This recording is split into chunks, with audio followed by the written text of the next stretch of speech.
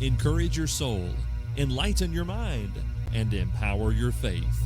This is the Light Network.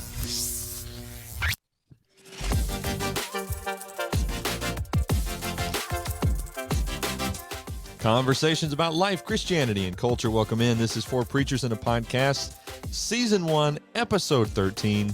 From Henderson, Tennessee, I'm Robert Hatfield. There's Brad McNutt. What's up, Brad? Nothing. I'm going to mute my mic now. Okay.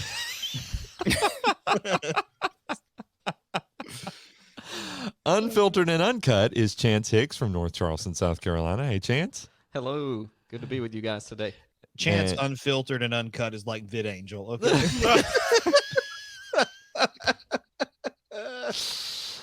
And he's wearing the same shirt as last week, Hiram Kemp from Bowling Green, Kentucky. What's up, Hiram? The top is buttoned. I can't. I'm too claustrophobic for that. I tell you what, we're all going to chip in and get him the clerical collar thing that goes Please get it. How expensive are those? What do you mean you got to chip in? How much are those? I mean, I don't know. I tried to get some card stock and cut it. Like, I think it would fit. Oh, it definitely would. I just want to say to all our listeners, y'all have got no clue how funny Brad is. And I just want to say, y'all have no clue how funny Hiram can be as well. Okay. Exactly. Hiram's all straight lace, top button, when the show starts. But it's uncut when we stop. I'm just throwing this Just out there. saying. If someone were to hack into said files and watch the pre-records, I try not to record too much before and after, It's just we like, would all let's be stick in with it. serious trouble. We would not be in, so we'd be fine. We're okay. We're fine. Anyway, Keep speaking telling of things yourself that are fine, speaking of dumpster fires, today we're talking about social media, and we've got a current events episode.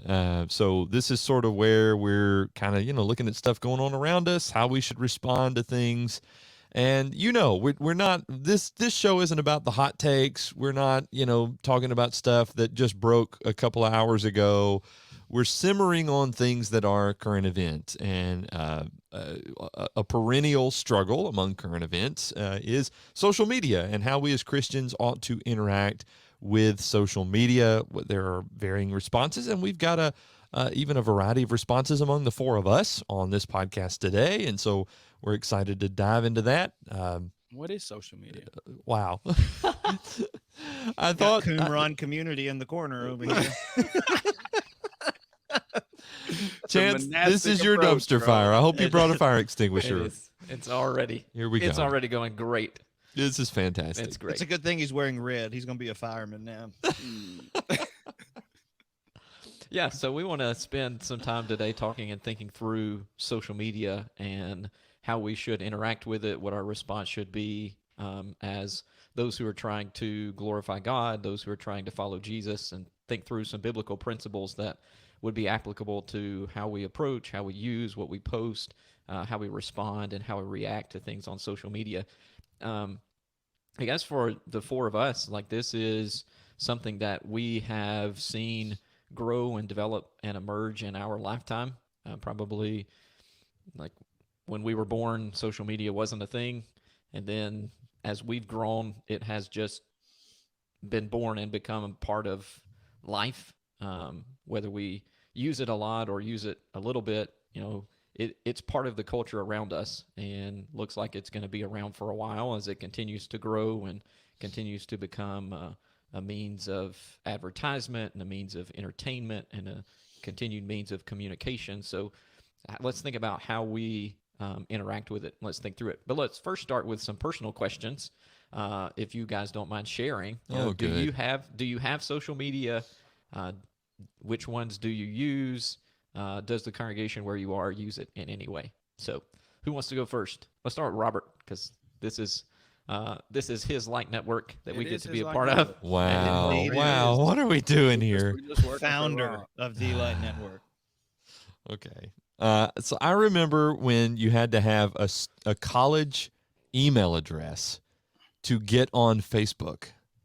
And that's when I got on Facebook, and I am still on Facebook. And then it was a Hold thing. on, let me ask you something, Robert. Same Yeah. profile, you never quit and came back. This is the Right, same? right. I've never walked away and come back. I mean, I have unofficially walked away. Yeah. But I mean, I've never like closed my account or anything, which is scary because I mean, you go back through pictures and stuff, and you're gonna hit like college which is really weird. But yeah, so yeah, I'm on Facebook. And then Twitter came along. I'm on Twitter. I don't do a lot on Twitter. I'm just sort of there. When like breaking news is happening, like there's something I kind of need to follow in real time, I'll go to Twitter. That's pretty much it. Instagram, I think Instagram's my favorite. I like Instagram. I like pictures. So I'm on that, and that's pretty much it. I don't do. The youths can laugh at me. I don't do the Snapchat. I got on the Snapchat one day. I know I'm calling it the Snapchat just to When accentuate you how put the old definite I article am. D in front of it. That's Wow. correct. I got on the Snapchat and I was like, there are no buttons. How are you supposed to interact with this interface? So I'm not on the Snapchat. And then, TikTok, I'm just not. No. So He turned him off and went to the grocery. That's right. I got to go get my daily dose of prunes. So anyway, yeah, there's my social media profile.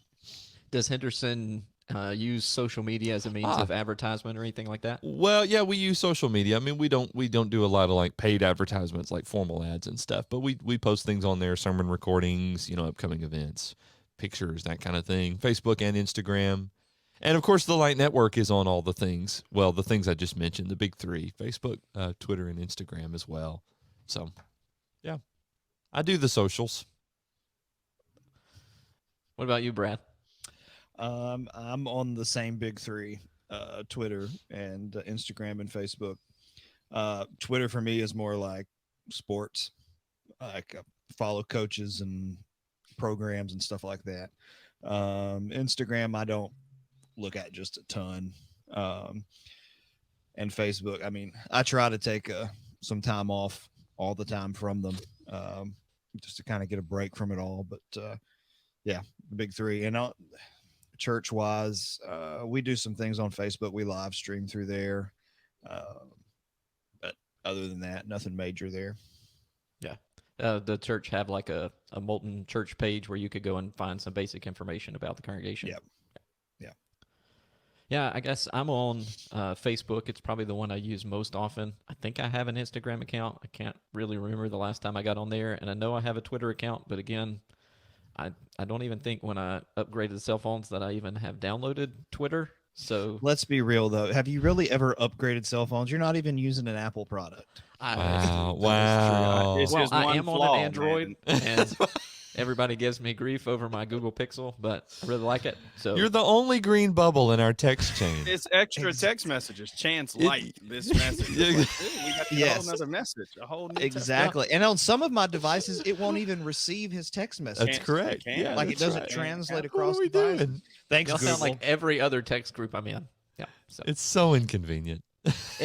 when Is we even in the band Lord. together to get Hiram's collar, y'all can band together to get me an iPhone, and we'll Wow. Oh, call it come even. on. They're virtually free these days. If you'd like to donate to the Chance Hicks iPhone Fund, We gotta contact go us, fund me a link. mail@thelightnetwork.tv.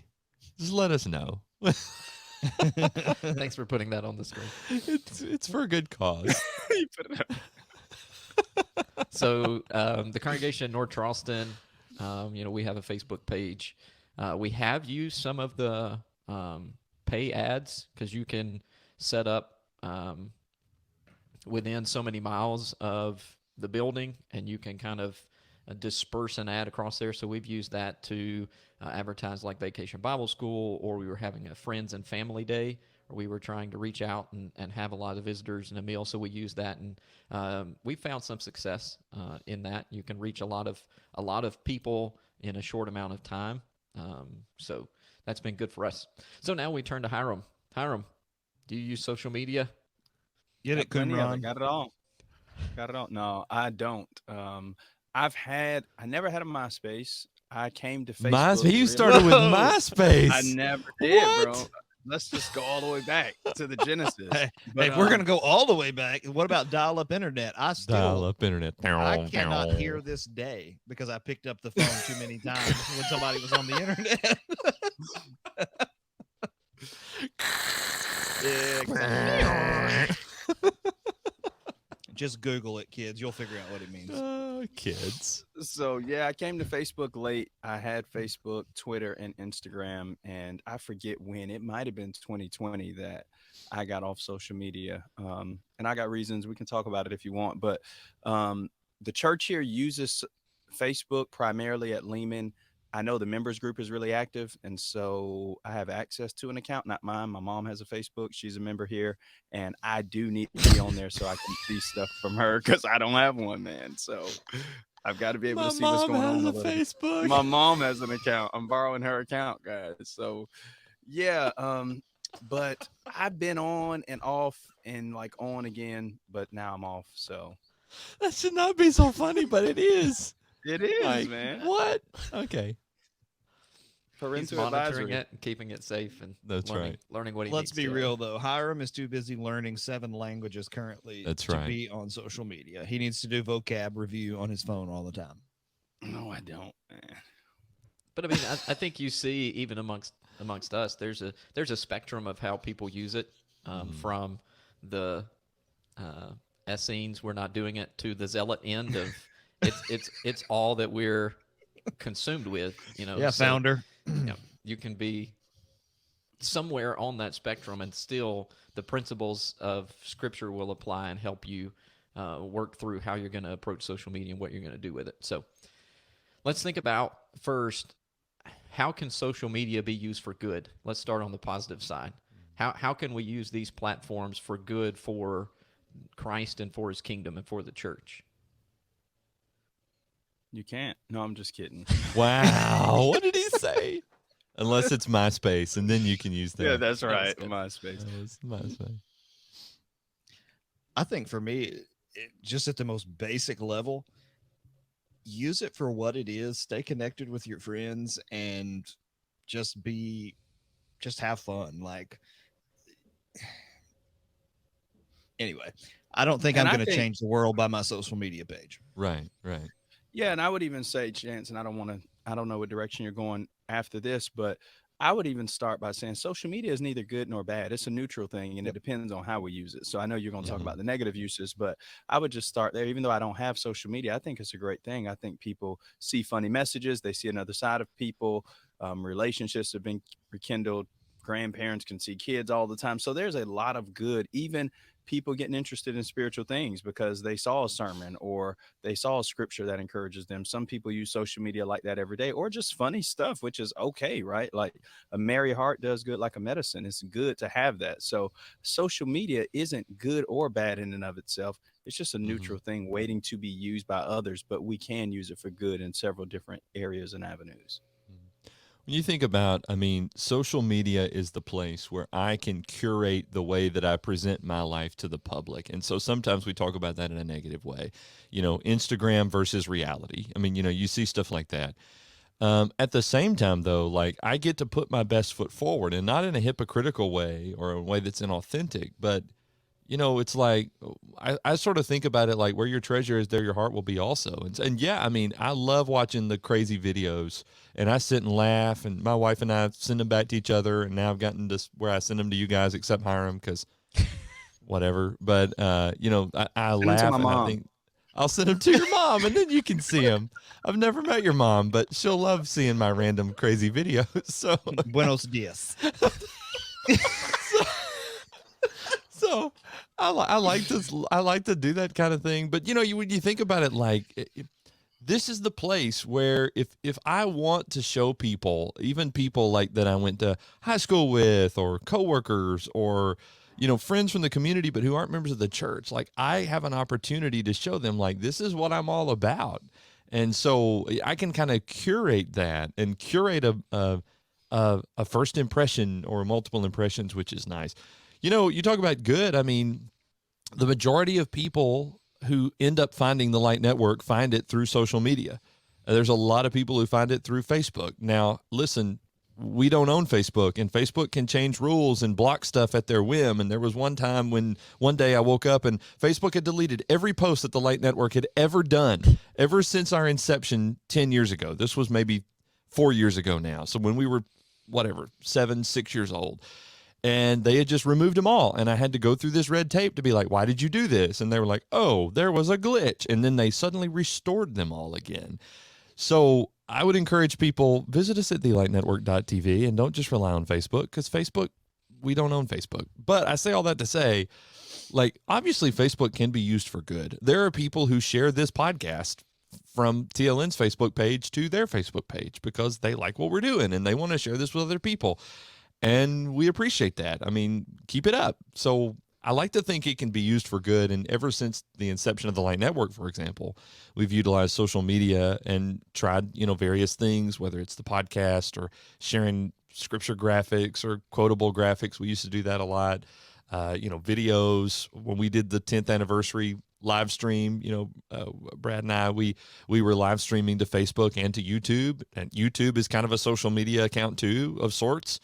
And, people were watching it there and interacting with us through that. So, I mean, there's a lot of good connection, right? I mean, that's the main thing, is just being connected. Yeah, I guess we have the ability that maybe other past generations have never had, to be connected with people far away. I mean, you think about God's call to Abraham in Genesis 12, leave your family, leave your kindred, leave everything you know, and walk to another place I'm going to show you. That meant for him goodbye. Like, that meant never seeing these people again. But if we wanted to move across the world, we would just say, okay, I'll see you on social media. We'll pick up on a video chat every couple of weeks. So we have a really neat ability to remain connected to people through these channels. So we couldn't even do this podcast if it weren't for, I mean, I don't know if you call what we're using right now social, like Zoom, that kind of stuff, but like there's a social aspect to that, and it is media, even though it doesn't maybe like fit the strict definition. But like, we're in 4 locations right now. Like, you saying that I have social media? Yeah, I'm saying you got to boycott this podcast, my friend, if you want to get off social media. It's time to tighten it up. Get your mom on the show. That would be hilarious. Y'all didn't think I was going to get with all those mama jokes right here. If your mom is on here. Hiram says. Hiram's off in the corner whispering things, and then your mom says it. Translating it, man. What were we even talking about? I don't even know. Yeah, I don't know. Using this for good. So social media is a way that we can shine the light of the gospel, whether that's, as we've mentioned, sharing scripture posts or sharing podcasts and other things that we've found helpful in teaching, or sharing articles. I know Hiram and Forrest and others write articles that get passed around on social media. So it's a great place for that. So we're shining the light of the gospel through teaching.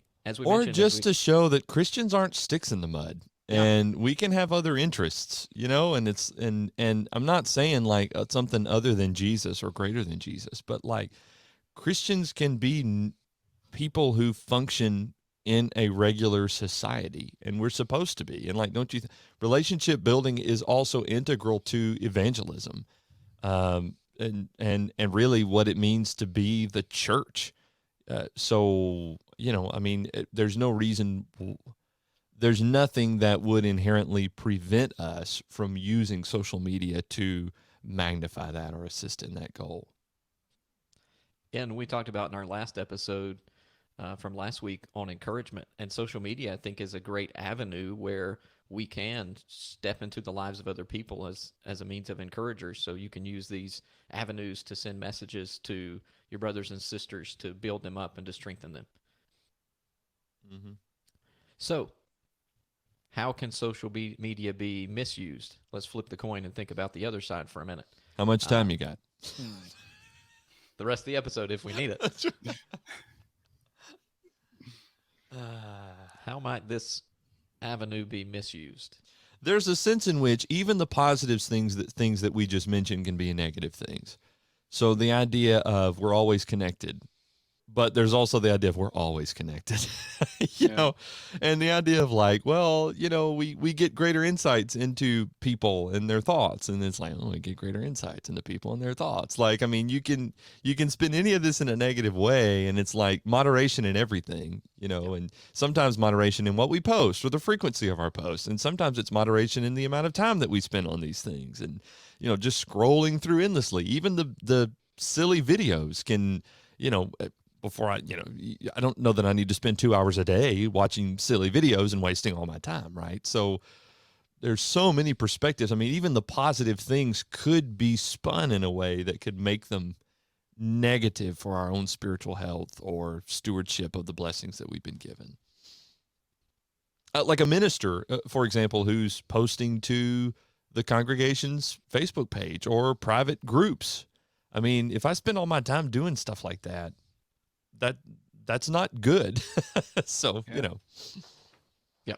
I think moderation is an important principle. We might talk about that later on, but making sure that this isn't the time-consuming monster that it could be, and distracting us and taking time that needs to be invested in other things and invested in our families or in other relationships with people. Although we're in one way connected with everyone, there's got to be these real life relationships and real life connections, one-on-one. Mm-hmm. I mean, as has already been mentioned, it can be a place where you try and present yourself as picture perfect, and I mean, you're not. I mean, that's kind of a catch-22, isn't it? Like we should not air everything that happens to us, good or bad, on social media. Yeah. So, I mean, that's kind of a catch-22, but you know what I mean when you say I'm trying to create this image of myself and of my family that's just not realistic. Furthermore, it can also be a place where, I mean, you can bully people with it. You can use it to, one of my favorite things is, or I shouldn't put it that way. One of my struggles that I see people do is, it's like they can't do anything in ministry or church work without posting about it. For a long time, we were able to go visit at hospitals and not have to check in at the hospital. Yeah. And say, hey, I'm here visiting so and so, or I came to see this person at this point. Like, and I'm not saying that every person who does that has ulterior motives, or that they're being arrogant or prideful about it. That's not a fair assessment. I'm saying it can be dangerous. And so, I mean, like you said, the list could go on and on of how we could use it: virtue signaling, echo chambers, just all different types of things. Yeah. Mm-hmm. I think one of the things you were mentioning there reminds me of Matthew chapter 6 and verse 1, where Jesus says, take heed that you don't do your righteousness before men to be seen of them. And then as he talks about the scribes and the Pharisees and the hypocrites, he talked about how when they went to pray and give, they stand in the corner in the prominent place, or they sound the trumpet before they do it to draw attention to themselves. And I think social media presents for us an avenue where we could become, or our social media account becomes, that sounding trumpet that's trying to draw attention to what was going to be the good that we were going to do, that now has been rewarded by likes or love or praises or shares, instead of just going and doing the good that needed to be done and letting God take care of the recognition and the reward for that. And to post or not to post is a difficult thing. I mean, you just gotta. I'm just sitting here thinking, like, how would you communicate how to thread that needle? And I think you just have to. You have to figure that out. I mean, you have to know your own heart. And another thing is, like, sometimes we use social media, and whether we publicly air this or not, to make unfair judgments and assessments, whether that is, giving into this perception that these people are perfect, or at least that we think they think they're perfect, or, whether that's, well, I can't believe they did that, or I can't believe they went there, or whatever. Sometimes we make unfair assessments and lump a bunch of people in big boxes, when it's not necessarily the appropriate thing to do. Now, and there are other times when it's just flat discouraging, because you do see Christians participating in things that Christians shouldn't participate in, or, you're surprised that they do stuff like that. Or maybe, they were tagged in a photo, but they didn't realize that photo being tagged in that friend group would also be seen by the church friend group, or whatever. And that can be discouraging, Facebook policing, all of that. I remember, this wasn't that long ago. you'd preach about things, and people got this impression that you thought you were the Facebook police, and it was like, well, no, I really I'm not looking at Facebook to find sermon content, but people had that perception of you. So anyway, it's a hard needle to thread, but none of this necessarily means you have to just totally abandon it, unless, I mean, that's what you feel you need to do. But there's nothing that says you have to do that. Yeah, I would just say that Facebook, I mean, social media in and of itself is designed to be addictive. Like the people that That's right. make it design it in such a way to keep you on it. So it's just self-discipline and not allowing yourself to be consumed with it would be one of the potential dangers. Doesn't have to be, but a potential danger. You come home, you're scrolling all the time, kids want to play. I mean, they're just other things. Doesn't have to be, but it could be. And the second thing is that as far as a danger, it can be self-deceiving. So you can think, and we talk about people trying to project themselves as something, but on the other hand, people may not even know it and be self-deceived by social media to think that they are what they're not. So people may think they're doing the Lord's work because they're on social media. Well, I've got to Mm. stay on because I'm doing this or I'm doing that. And you're really not, because social media, for all of its good, and I do believe there's good. I chose to get off social media because of just time constraints. Like I was always on it and just over time, and there's some other things, but the thing about social media, it will never replace face-to-face interaction. And Right. people sometimes can try to substitute it that way and think that they're very connected to a lot of people when they're really not, or to think they're there for people, or that they're being very evangelistic, or whatever the case might be. And social media can self-deceive you into thinking that it replaces true and deep and meaningful relationships, or because you can click a friend in or tap them in, that you're a friendly person or that these people really are your friends. And so that's probably one of the greatest dangers of social media, that's just built into the machine itself, not about its users, but it is self-deceiving. That'll make us think we're loved, we're liked, we're this person, we're that, and we may not really be. And so I think we just need to remember social media is great and it can be great. It has its limits, and just beware of being self-deceived of what a platform like social media can and can't do. You also need to lock it down, and from a variety of perspectives, but filter things out, or whatever you got to do to make sure that stuff doesn't just pop up that you don't want popping up, and then have the discipline when stuff does happen and you don't have control over that, to swipe away or look away or whatever you got to do to get off of that stuff. These are especially concerning for even Instagram, but also Snapchat and TikTok. And I'm not saying that everybody who's on either of those three platforms are looking at stuff they shouldn't, but I'm just saying that part of the addictive nature of this includes, showing people things that are trending, and a lot of the things that are trending on these platforms are things that don't befit the gospel of Christ. And so, um, you know, uh, I think you can be on those platforms and honor Christ in your personal conduct, but you're going to have to be more intentional, and it's going to take a lot of self-discipline. And maybe that's something we don't talk about a lot with the internet just in general, but you need a lot of self-discipline. And my hunch is that that's something as a society that we don't have in, truckloads. So Yeah, definitely self-control is going to be very important, a very important principle as you think about uh, dealing with and handling and using social media. An ability to put up restraints and time restraints, and as you were mentioning, Robert, things that you're going to look at, because it can give us a thought that we have this anonymity and that no one knows what we're doing. But the reality is Hebrews 4:13 and a host of other passages, even if no one else knows, obviously the companies that are producing these things know, um, but our God knows, right? And everything is naked and open before Him and before His eyes, and He sees everything. And so we need to keep that perspective as we're dealing with our social media accounts and what we're doing there. Can it create this fear of missing out and cause us to have this anxiety and trouble of heart? Social media.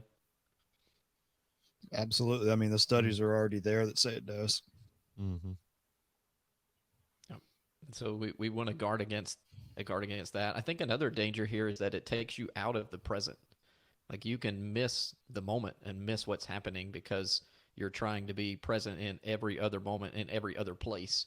and not present in the moment that's happening. So maybe taking a break from social media, or periodic fasting, or hey, we've got this family event that's happening today, and so instead of carrying your phone around with you and being tempted to pull it out and look at it, just leave it at the house, leave it in the car, lock it in the glove box, whatever you need to do for those moments, so that you can be present and not tempted to be in a different place connected to other people.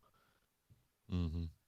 It's not easy to do, but having that control and restraint and willing to do that.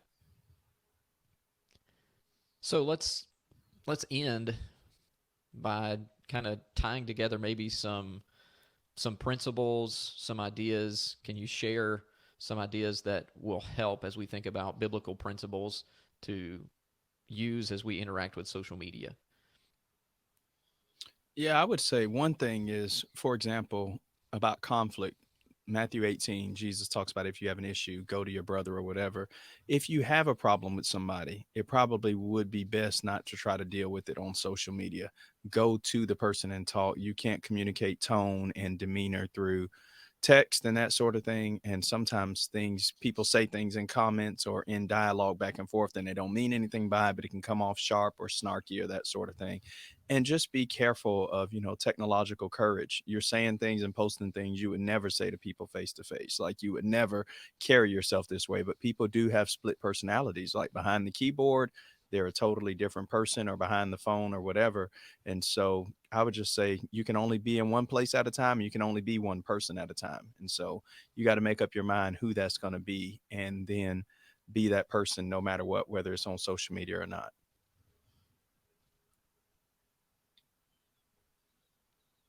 Anybody else? Yeah, the way Hiram put that, this technological courage, that seems to be a major problem. And we talk about social media versus real life, and I get the reasons why we do that, right? Because they're taking us away from the real life interactions, and we can't substitute one for the other. But at the same time, we've got to realize that what we do on social media does have real life implications. And so, if you're ranting about something, or specifically, maybe particularly someone, even if you're ranting about political type stuff, everybody can have his or her opinion. I grew up in an environment where it was like, you don't share your political views with other people. And part of the reason why was because you just didn't want to start unnecessary conflict. And don't tar me and feather me for this, but I think maybe we ought to go back to some of that kind of stuff. It's better in some of those ways. Sometimes we think things that we just frankly should not think. I mean, I've heard people say things about Hillary Clinton that nobody should say about any other human being, and I've heard people say things about Donald Trump that nobody should say about any other human being. So take the red and the blue and the elephant and the donkey away from it for a minute, and realize that we're talking about people. Public figures, sure. Disagree with policy, absolutely. Moral differences, no question, on all sides. But the reality is, if you can bring yourself to feel a certain way about another human being, even if he or she happens to be a public figure, then you could also bring yourself to feel that way about me. And so that's a problem. If it isn't gracious, don't say it. Let your speech always be gracious, seasoned with salt, so that you may know how to answer each person.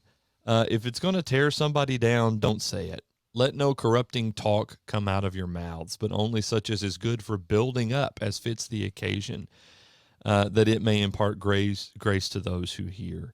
So if it's going to tear somebody down, don't say it. If it's corrupt, don't say it. If it's not true, don't say it. Colossians 3:9, do not lie to one another, seeing that you've put off the old self with its practices.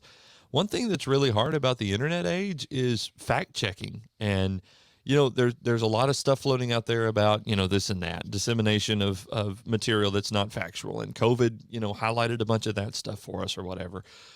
I'm just saying, make sure that the stuff that you say is not, unnecessarily overly generalized, or is not just outright false. And this is stuff I see a lot on social media. And then if it's inconsistent with Jesus, don't say it. a lot of what gets us in trouble online has to do with our words. And, the James 3 passages, the host of passages in Proverbs, particularly Proverbs 18, you know, obviously there's a ton of other scriptures that have to do with our tongue. And I would argue also with what we type. And so think before you type. And then we need to learn how to disagree without insulting other people. And that's really hard online. I've seen people make statements online that aren't even in and of themselves argumentative or even hot button issues. And some people find some way to turn it into an argument. Well, remember, you don't have to attend every argument to which you are invited.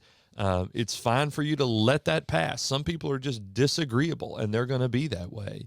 But we need to learn how to disagree with other people again. And this is a larger problem than just social media. But if that means maybe I don't need to try and start arguments or maybe even post things that are up for debate, even if you're doing it in a healthy way, other people aren't going to do it in a healthy way.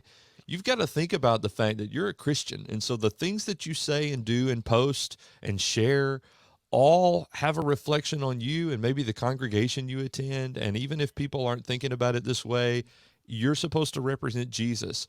So I think Brad's right. I'm not changing the world by social media. I may plant seeds, I may encourage, but I tell you this, I can tear down and discourage and do a lot of harm on social media. And those are real effects. Those things don't stop just when you close the tab or when you quit the app. Like, those formulate opinions that other people have of you. And so you need to think before you type and learn how to disagree without insult, and maybe even to have the wisdom to know, should I post or should I not post? I mean, we've seen it in real life interaction in a group where somebody just likes to walk up and lob a hand grenade statement and then walk away. That's and right. Sometimes social media is the same way. People like to do the same thing. They want to make sport out of throwing something that's going to cause agitation or stir up the hornet's nest and then step away. And, Proverbs 10:23, Solomon says that's foolish behavior, to make sport that's going to cause agitation and mischief and result in evil. So I think that's one. I'm sorry, to take that a step further, James 3 would call that demonic behavior. That's demonic wisdom. Like starting these fights and then stepping away or trying to play the victim when somebody bites back. I mean, that's a violation of scripture. It's worldly demonic wisdom, James 3. So yeah, it causes strife. And at the heart of that is pride. Proverbs 13:10, I think it is, or 10:13, one of those two. Only by pride comes contention, strife. So read the book of Proverbs and you'll find it. You'll hit it there. It's all in there. I would also say, Chance, that something we don't talk about enough and about social media that can be used for good or helpful for people is this. Like you say, well, this person's cantankerous, they're argumentative or whatever. Like, you can control everything you see on social media for the most part. You can unfriend somebody, you can hide them, you can unfollow them. So sometimes we're saying more about ourselves and what we find and what we really like by what continues to appear. I know you got the algorithms and all of that, but it's like you're friends with everybody on social media because you chose to be. You don't have to see their stuff. You don't have to continue to go to this self-righteous person's page or this worldly person that's supposed to be a Christian living a worldly life. So just remember, you do have power. You don't have to be a slave to social media. And it's just like, this person's always saying this on my post and stuff. It's your profile. I'm saying you can do whatever you want in that regard. And so I think we need to just keep that in mind. Like, if it's all the people that I'm following that have all of this negativity going on and all of that, well, that might say more about me than I might want to accept. But the reality is, they're my friends on social media because I allowed it to happen one way or another. And so we can control what we see and how we interact with it and what we do. And I think part of it goes back to what I think Robert said at the very beginning. You kind of have to decide how you want to use this. I mean, I think of someone like Ray Ortland, who recently got off of Twitter because people were constantly all over him because he was just positive. He wouldn't speak ill of people. Not that he even necessarily agreed with them. He just simply chose not to speak ill of anyone. He just simply chose to be an encouraging presence.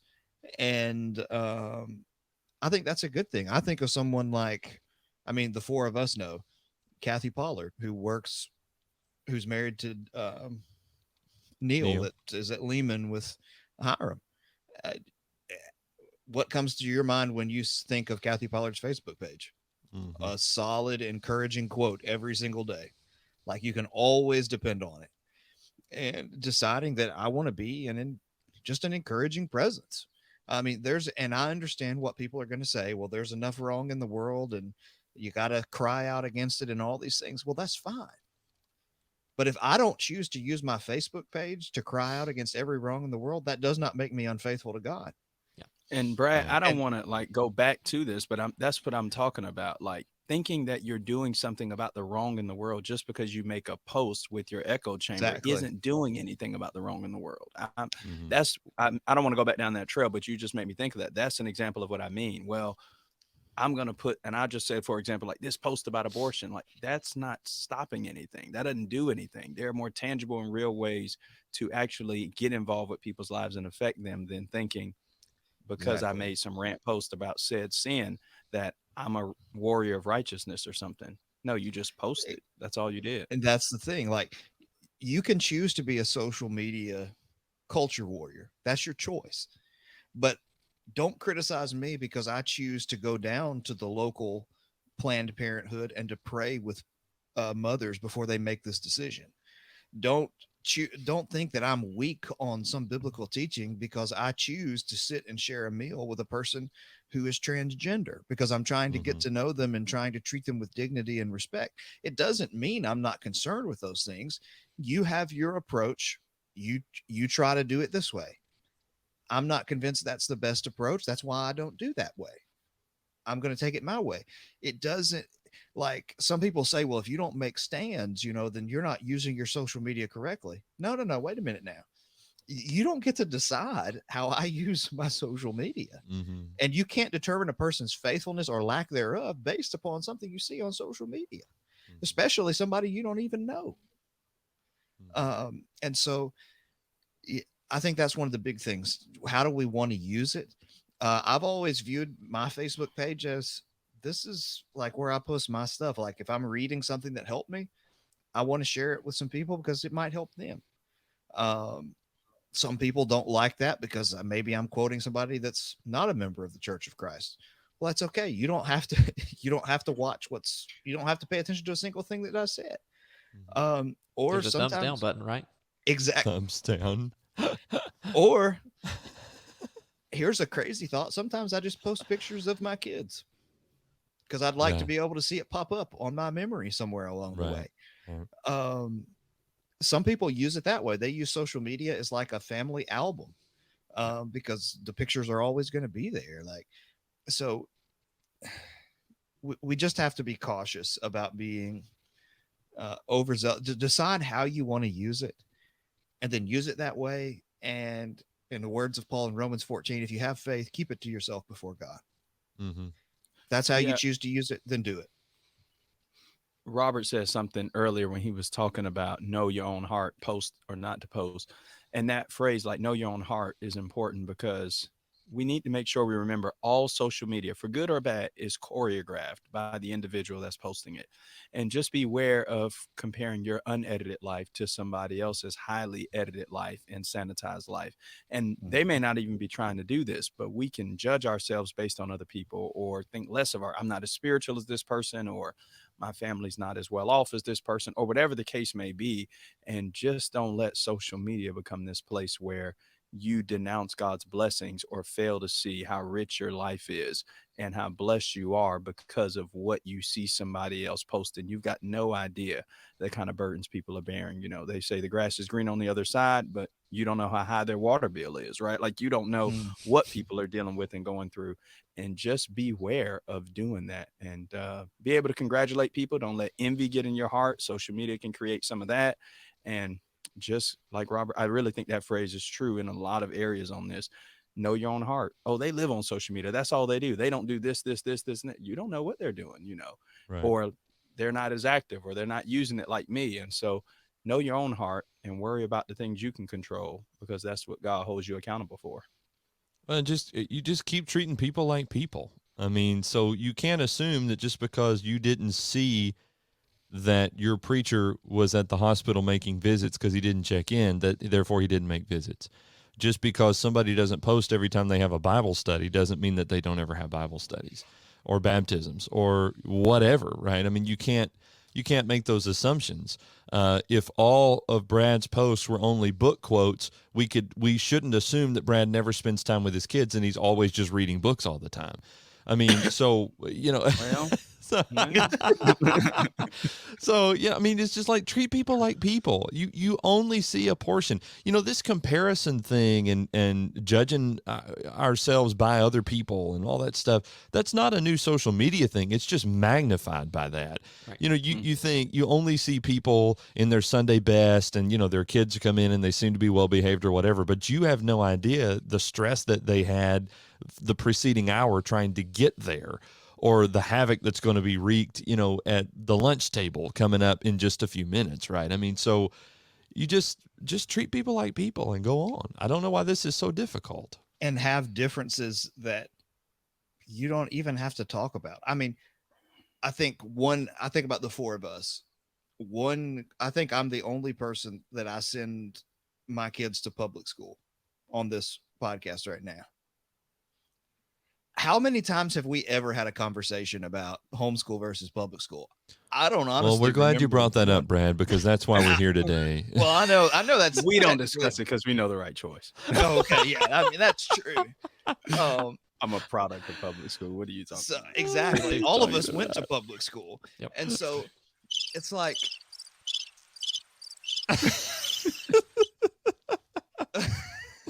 Sorry. Okay.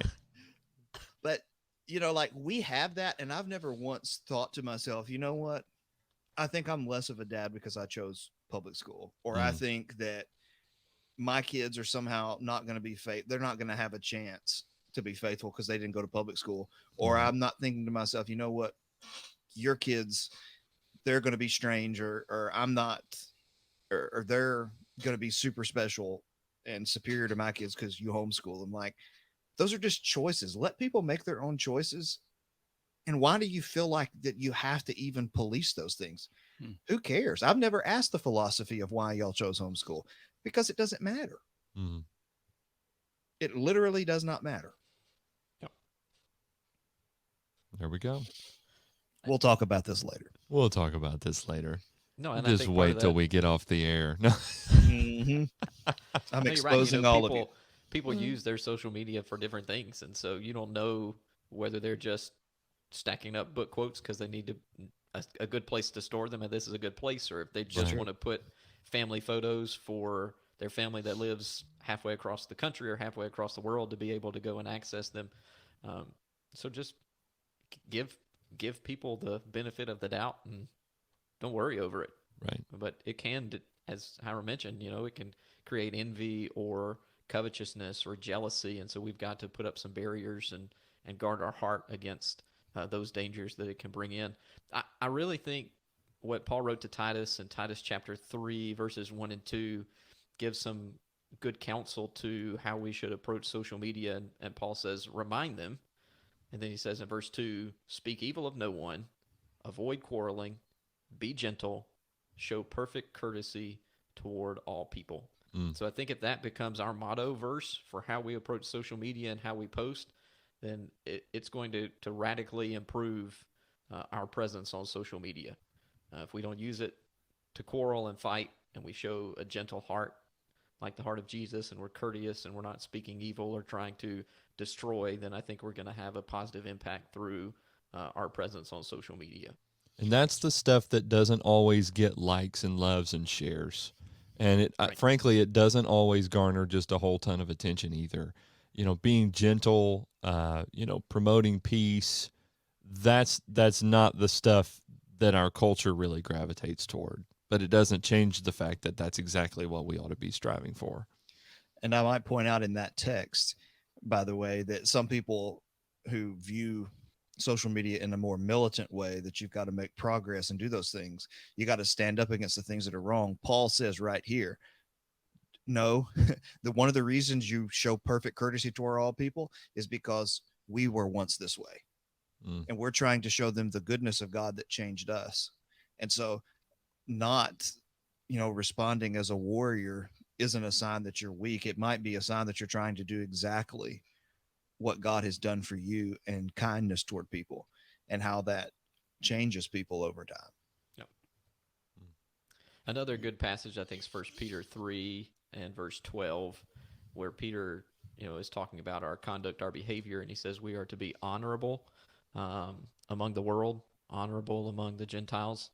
Um, and so, even as we shift over into the social media version of ourselves, that concept of being honorable um, should continue. And it has something, I think the New American Standard Bible translates it as excellent. And so we want to be present a goodness that's beautiful to behold. And the reality is we want to be consistently that, not just creating that on social media, but that's who we genuinely are in our person-to-person interactions, and then that's consistent across the board as we translate to our social media accounts. So maybe those things will be helpful for our listeners as they think through. And it's as we've talked about, it really is a matter of personal choice whether you're going to be on social media or which ones or to what extent. But let those principles of Scripture kind of guard you and guide you through those decisions and what you're going to do, and do whatever you're going to do there to the glory of God. What thoughts do you guys have as we wrap up? Well, I feel better. I'm just kidding. Now that we finally set everyone straight with this episode, I think we all feel great. Yeah. We're militant. Don't be militant, but we're going to be militant and tell you. Exactly. If you don't like something I said, message my mom. Yeah.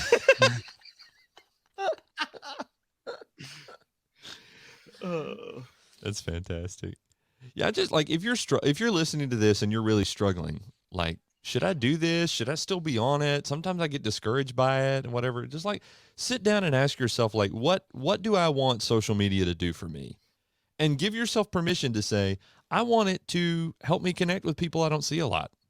I want it to de-stress, after a long day, just to kind of scroll through or whatever, or I want it to share family photos or share my life with other people, or I want to try and be, somebody who's planting evangelistic seeds or whatever. I mean, just pick what you want it to be and let it be that. But let that evaluation process, first of all, focus you, and then also help you to evaluate. Like, is this something? Am I spending too much time on this? Am I doing okay with this? Am I glorifying God in what I do with it? I'm not going down holes that I shouldn't be, or, pursuing things I shouldn't, or wasting my time, or being discouraged, or discouraging others. Just, go through that exercise, spend a few minutes thinking through it. And I think that'll help you to find some peace with what you're doing and the way that you're doing it. So I know a lot of Christians struggle with that. So just go through that exercise and see what you think. Sorry. If you're thinking about getting off social media, like Robert said, I would go through those steps, but just realize that if you want to, you don't have to. I don't champion getting off or staying on. You can, and your life will go on. Like, people have told me, well, what are you going to do about evangelism? What about this? What about, like, it's not the end of the world. In fact, most people won't even know you're gone. People come up to me all the time. Oh, you got off social media? I didn't know. Like, oh, well, there goes my influence. Like, people, you're not as important as you think you are. Like, if you want to get off, you don't have to be guilt tripped into staying on for whatever various reasons. I still get to talk to my family. I still get to have Bible studies with people and write articles and do different things. So social media doesn't have to be the end all be all. You can stay on and be on as much or as little as you want. But the idea that, well, because it's such a prominent presence in our culture right now, without it, like, you don't exist. Like, how could you even function as a person without being on it, is just not true. And so if you're in the camp of thinking, for whatever reasons, there's a lot of reasons why certain people shouldn't be on it, and they're struggling, and they justify their presence on it, whether they're struggling with pornography or a bunch of other things, and they can, like, justify staying on for all of these other reasons. You can make an exit and still glorify God, have a happy life, be a good person, or whatever you want to do. So you can just think about it from various angles and not just think you got to be on or else. I think surprising here, I would just suggest a few books that can help you think through these things, because let's be honest, even in an hour-long podcast, you can't discuss all the things that need to be discussed about a vast subject. I think 12 Ways Your Phone is Changing You by Tony Reinke, it needs to be read. Competing Spectacles by Reinke also needs to be read, because number one, he takes a biblical approach, but number two, he takes a balanced approach to things and says, here's what the research is telling us is happening. This is what it's doing to us. Here's a spiritual perspective on some of those things. And so I think both of those books are tremendous resources in helping you think through some of these things and making an I hope you'll understand the spirit in which I say this, an educated decision, that someone who has compiled a lot of research and thought, and not that you have to agree with everything he says, but he can at least give you a lot of reliable, well-researched, valid information to think about. Mm-hmm.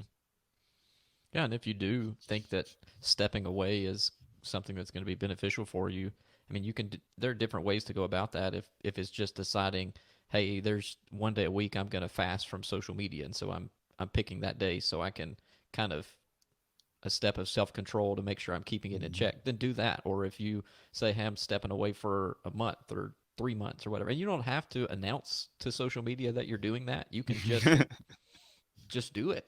And or say, I'm not going to have it on my phone anymore. I'm only going to look at it on a computer or on a tablet or something. Or limit yourself to a certain time period. Like, I have this time in the evening that I can do it, or this time in the morning. So whatever you need to do to set up some parameters, and as we mentioned, use it to the glory of God. So, I mean, we're grateful. This podcast is grateful for social media because it's an area where we get to talk together, we get to share together, we get to encourage others, and then we have that platform where we can share that, what we talk about in our conversations with other people. So hopefully that they're beneficial. So we're grateful for it and the good that's done for the kingdom through it. So may God glorify what we're doing there.